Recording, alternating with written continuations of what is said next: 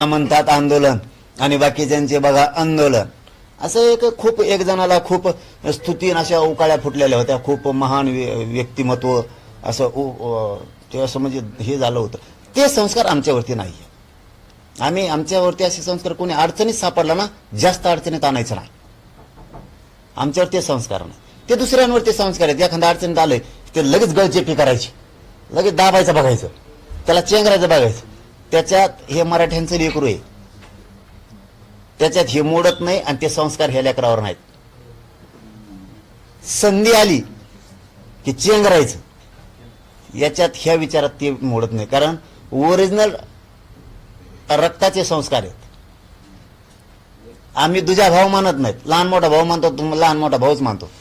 चिल्लर आरक्षणासाठी मनाचे इतके तुकडे तुकडे आम्ही कधीच होऊ देणार नाहीत.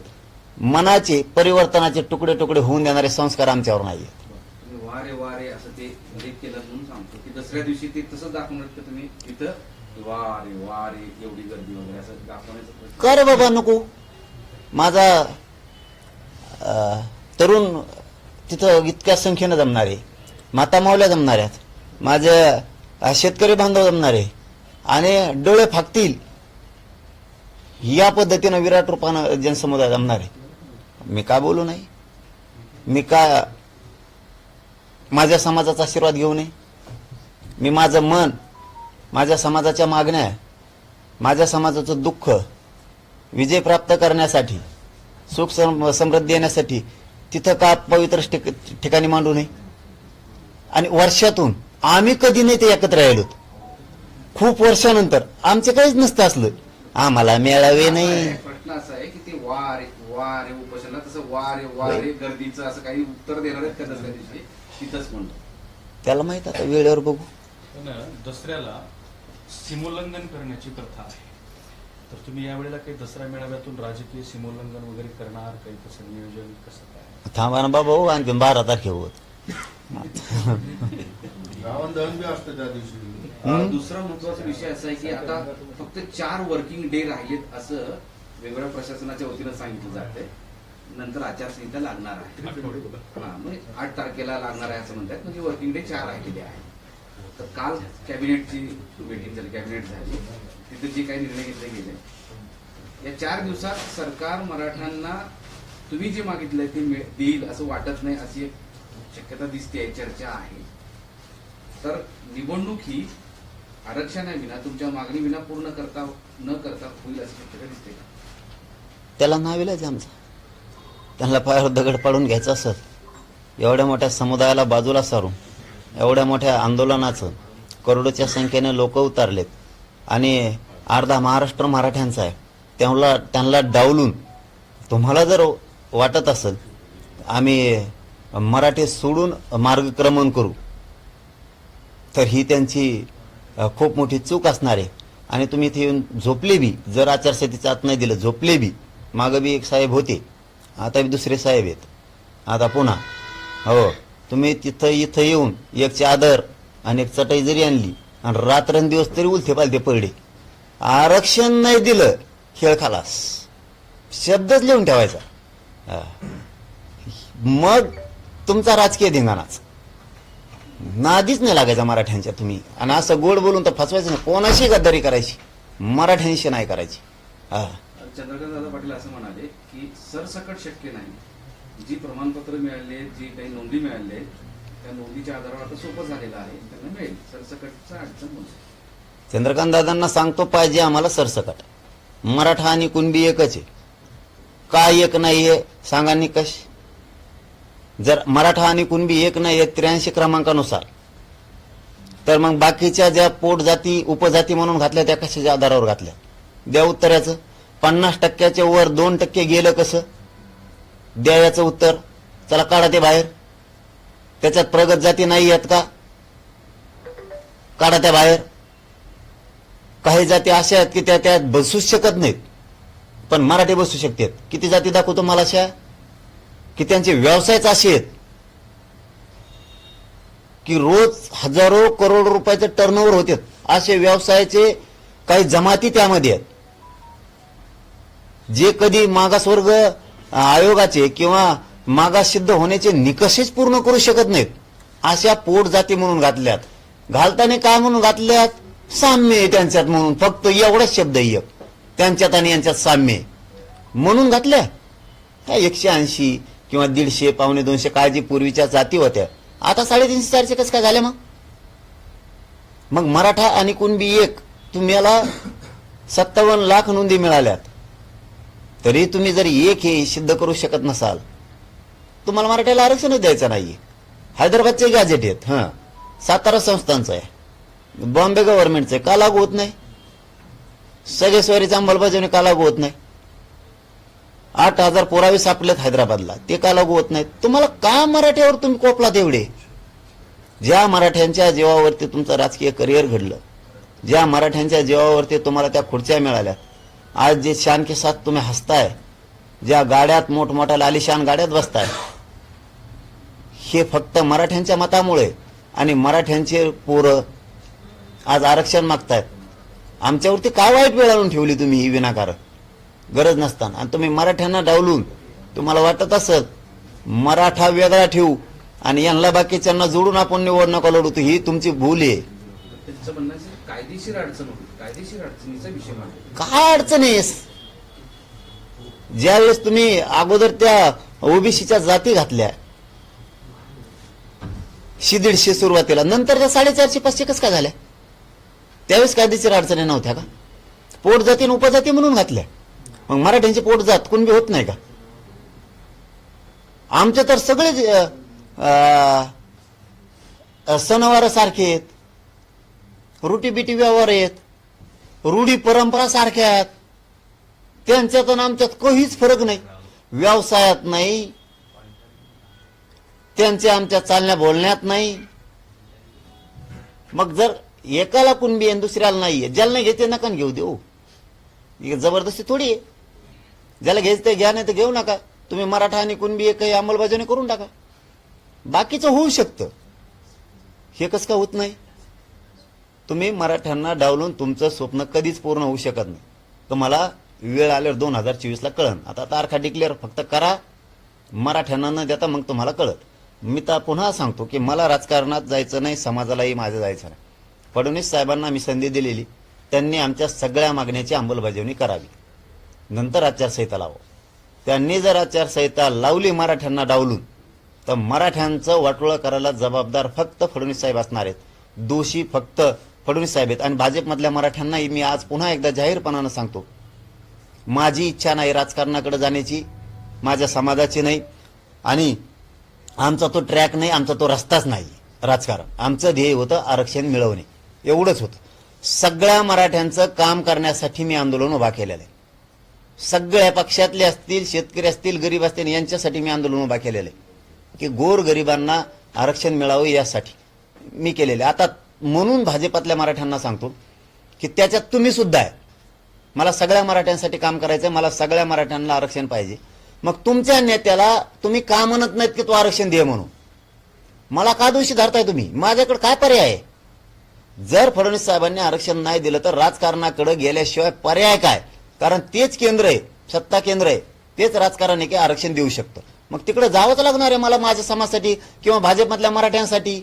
भाजपमधल्या मराठ्यांचे सुद्धा पोरं सुधारावेत म्हणून मला नाविलाजानं तुमचेच लेकरं मोठे व्हावेत म्हणून मला त्या राजकारणाकडे जायला लागतंय. मी कुठे स्वतःहून चाललोय? आणि जर असं वाटत असेल मी राजकारणाकडे जाऊ नये, माझा समाज जाऊ नये, तर भाजपमधल्या गोरगरीब पासून श्रीमंत मराठ्यांपर्यंत सांगतो, तुमच्या नेत्याला तुम्ही जाऊन सांगा, आणखीन तुमच्या हातातली वेळ गेलेली नाहीये की मराठ्यांच्या ज्या मागण्या आहेत त्याची अंमलबजावणी करा. तुम्हाला सांगतो मी शब्दाला पक्का आहे, फिरून राजकारणाकडे दिसणार सुद्धा नाही, शब्द सुद्धा काढणार नाही. पण तुम्ही नाही दिलं, माझा नाविलाज आहे. भाजपमधल्या एकाही मराठ्यांनी माझ्यावर रुसायचं नाही, उलट मराठ्यांच्या बाजूनं भाजपमधल्या मराठ्यांनी उभं राहायचं. कारण तुमच्या लेकराशी तुम्ही दगा फटका करू नका. कोणत्या पक्षात मराठा असू द्या, ते महाविकास आघाडी असू देत, महायुती असू, स्वतःच्या लेकराशी दगा फटका करू नका मराठ्यांना. स्वतःचे लेकरं वाचवा, ते मोठे करा, नेते मोठे करायचं आता बस करा. जर आरक्षण नाही दिलं तर ही माझी हात जोडून सगळ्यांना विनंती. आणि फडणवीस साहेबांना सांगतो, तुम्ही चूक करू नका. मराठ्यांना आरक्षण न देताच आचारसंहिता लावायची. कारण मराठे डावलून तुम्हाला सत्ता हस्तगत करताच येऊ शकत नाही. आणि तुम्हाला बघायचं असेल तर तुम्ही मराठ्याचा कचका बघा. मग कसा असतो, फक्त तुम्ही आरक्षण न देता तारखा डिक्लेअर करा आणि मग मराठ्याचा कचका कळून तुम्हाला महाराष्ट्रात काय असतो. कारण विदर्भातला बी कुणबी आणि मराठी आम्ही एकच आहे. खानदेश, पश्चिम महाराष्ट्र, मुंबई, कोकण सगळे मराठी आम्ही एक आहे. तुम्ही त्याची काळजीच करू नका. तुम्हाला वेळेवर दिसन फडणवीस साहेब. मग आता किती बेकारी झाली मग, आणि किती नेते आणा तुम्ही प्रचाराला, भारत देशाच्या बाहेरचे आणा, ताकदवर आणा, फोडणारे आणा, गणित जोडणारे आणा, पैसे वाटप करणारे आणा, नोकऱ्या लावणारे आणा, कंपन्यात नेणारे आणा, गोळ्या औषधं विकणारे आणा, बिस्किटं आणा, आयुर्वेदिक वाले आणा, तुम्हाला जे आणायचे ते आणा. तुम्हाला जी ताकद लावायची ती लावा. गणित बिघडणार म्हणजे बिघडणार. मग ही जात आणि माझ्या जातीच्या पोरं मोठ्या करायसाठी तुमचं राजकीय गणित मनोज जरांगे बिघडणार म्हणजे बिघडणार. पाटील साहेब, कालची उपसमितीची बैठक बघितली, तिथली जर संख्या बघितली तर जी काय स्कीम जाहीर झाली होती ती स्कीम राबवून तुमचे एक एक मराठा समर्थक असतील, अभ्यासक असतील, याची एक मोठ बांधण्याचा प्रयत्न, एक स्कीम चालवली सरकार. चांगली गोष्ट आहे. जाती संख्या वाढत जाईल. चांगली आहे ना. जातीच्या विरोधात जाणारी टोळी जर जन्माला आली तर ते चांगलं असतं. रक्ताशी बेमानी जातीच्या करणारे लोक आहेत व ह्या युगात. इतक्या कठीण काळात समाज कठीण काळातून चाललाय, समाज संकटातून चाललाय, समाजाचे पोरं संकटातून चाललेत. अशा काळात जातीच्या रक्ताशी बेमानी करणारे एक टोळी स्वतःच्या लाभासाठी, स्वतःच्या स्वार्थासाठी जातीला सुद्धा छेद देऊ शकते, जातीच्या पोराच्या मुंडक्यावर पाय देऊ शकते, स्वतःचे पोरं, स्वतःच्या पोरी आणि स्वतःचा संसार मोठा करायसाठी. ह्या बी काही आहेत पैदाशी, हे दिसणं सुद्धा समाजाला गरजेचं आहे. चांगली गोष्ट आहे ती. राजकारणी करून घेत आहेत, चांगली गोष्ट आहे ती. पण त्यातले जे हुशार आहेत ते दनादन बाहेर पडणार आहेत. तर मग थोड्या दिवसात ऐकायला मिळत. माझ्याकडं रात्रीत काही माहिती आल्यात, काल बैठका संपल्यावर काही माहिती आल्यात. काही नाही म्हणतात, भूलभुलाया होतं. त्यांचा शब्द बरं काय, मला असले शब्द येत नाहीत. भूलभुलाया होतं म्हणले, आईला बोलिलं म्हणून गेलो आणि मला नव्हतं जायचं राव, तेव्हा म्हणला चल म्हणून मी गेलो आणि आम्हाला वाटलं तिथं काहीतरी होईल. काहीच नाही, नुसती चर्चा झाली, थोडी थोडी बडबड झाली आणि झाले गेले. आणि कुणी पुसलं नाही, काही काही म्हणले कुणी पुसलं नाही आणि उगाच गेलो तर समाजाच्या डोळ्यावर आलो. म्हणजे ही एक तर आपला उद्योग नाही हो.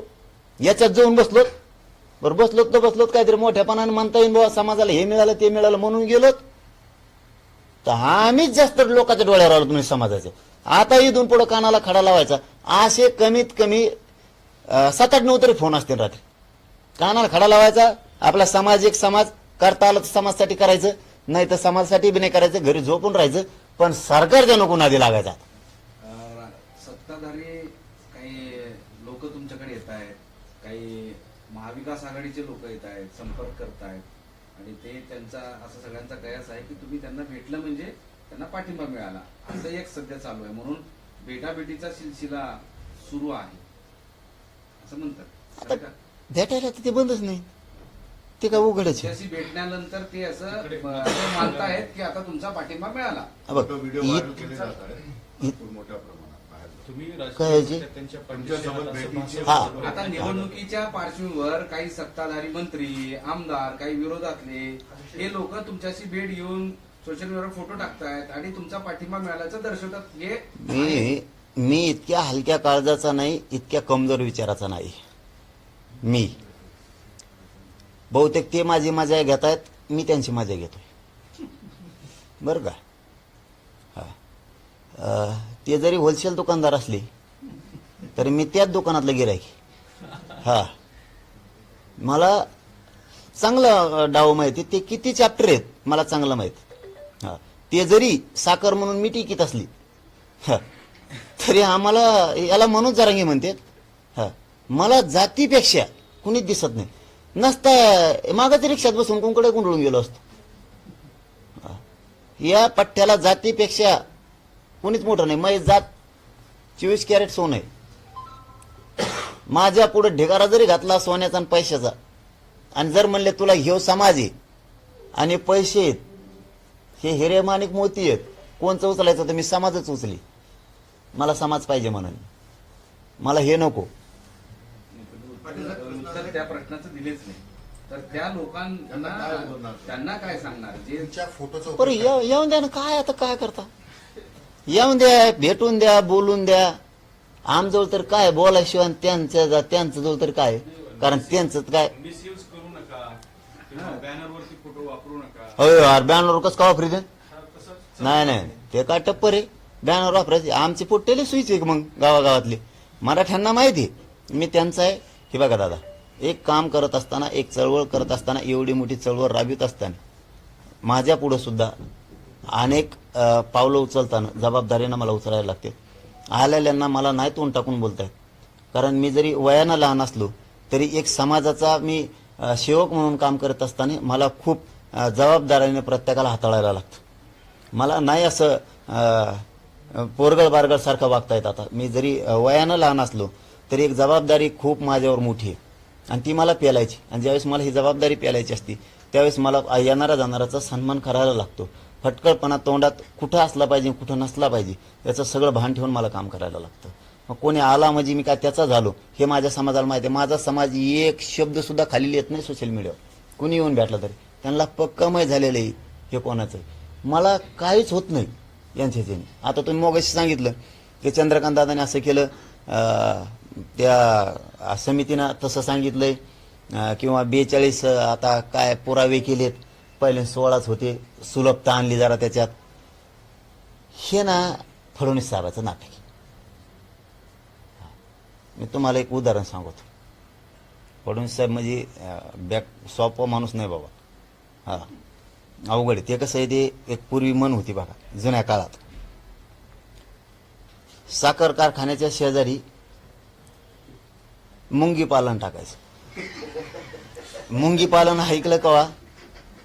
मग ते कशासाठी बाबा, म्हणजे फडणवीस साहेबांच्या योजना आणि आता ते दाखवलेलं अहवालाचं गाजर ही याच्यात साम्य.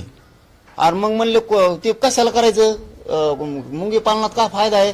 तर म्हणले मुंगी पालन जर अलीकडे कारखान्याच्या शेजारी मोठं शेड टाकलं तर त्या मुंग्या कारखान्यात जाणार, साखर इकडे आणणार ओढून, मग आपण इकडून साखर सम्राट दुसरे बांधणार इकडून. आता त्या मुंग्या कवा साखर ओढून आणायच्या आणि आपण कवा व्हायचो? म्हणजे त्या मुंग्याच्या जीवावर आपण दुकानदार बनायचंय किंवा साखर सम्राट बनायचं, मग आपला धंदा चालायचा.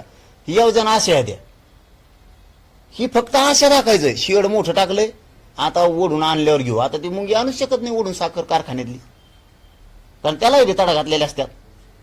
ही फडणवीस साहेब म्हणजे ओळखणं सोपी गोष्ट नाही. फडणवीस साहेब काही आणणार, मराठ्याला चॉकलेट दाखवणार. आता महामंडळावर काही टाकीत येईन, मी सांगतो ना मला आता पुढं काय होईल ते.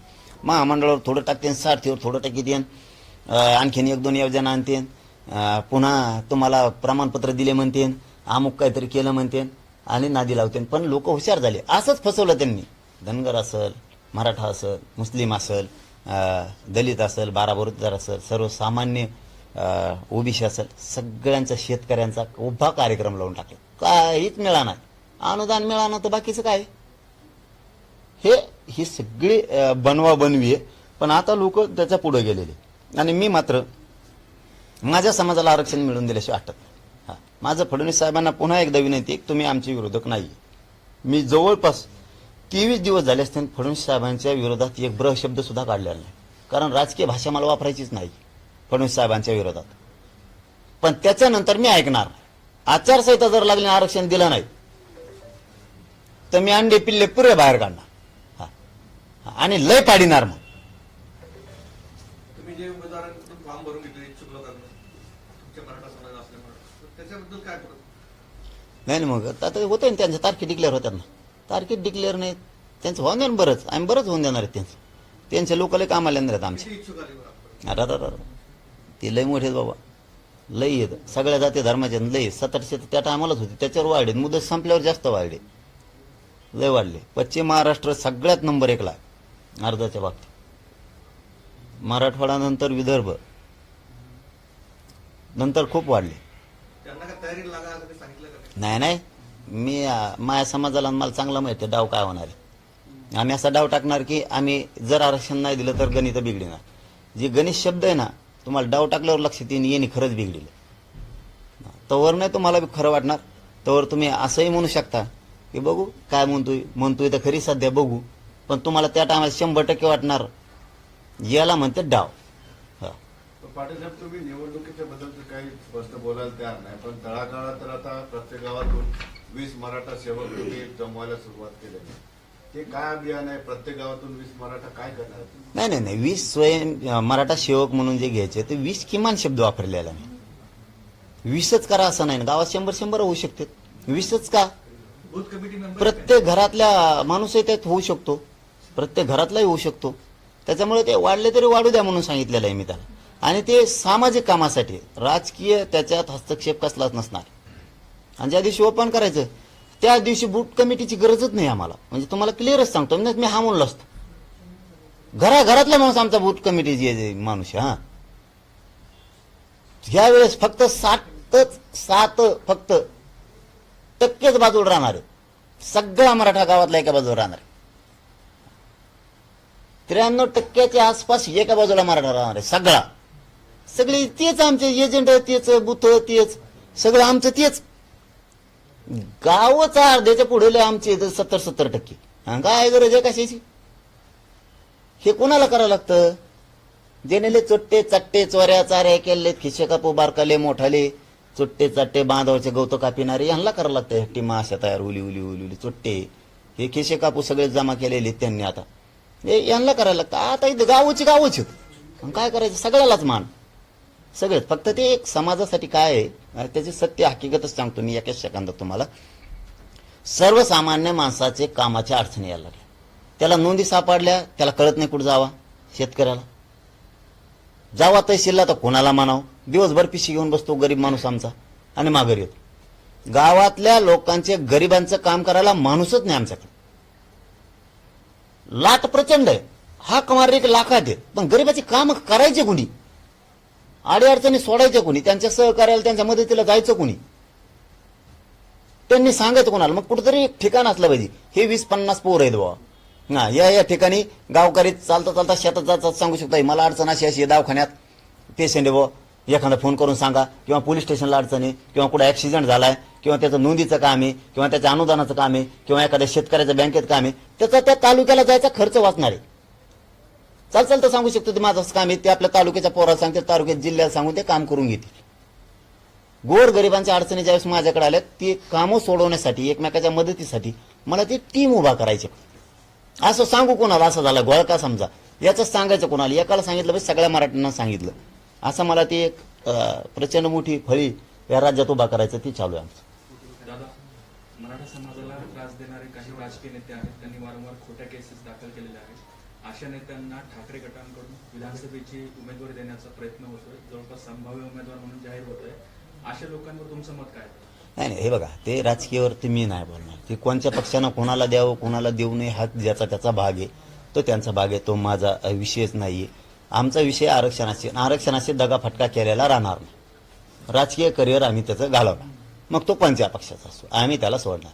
त्यामुळं फडणवीस साहेबांना पुन्हा शेवटी जाताना सांगतो की